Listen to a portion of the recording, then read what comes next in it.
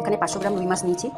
এবার এই রুই মাছটাকে আমি এই পেঁয়াজ বাটা, আদা বাটা, রসুন বাটা, ধনে বাটা, জিরে বাটা, লঙ্কা বাটা, হলুদ বাটা দিয়ে ভালো করে মাখাবো।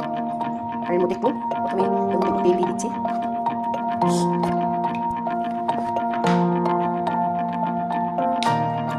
তেল দিয়ে দিয়েছি। এবার আস্তে আস্তে সবগুলো মাখাতে থাকবো। এই সব বাটাগুলো আমি মাছের সঙ্গে মাখাবো।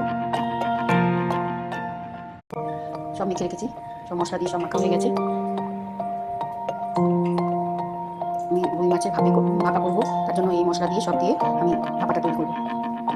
আমি কড়াইতে দুটো শুকনো লঙ্কা, একটু সাদা জিরে ফোড়ন দিয়েছি। এবার আমি কড়াইতে ঢেলে দেবো। রুই মাছের ভাপাটা এরকম অবস্থায় রয়েছে, আরও মিনিট 5 হবে। মাছগুলো ভাঙিনি।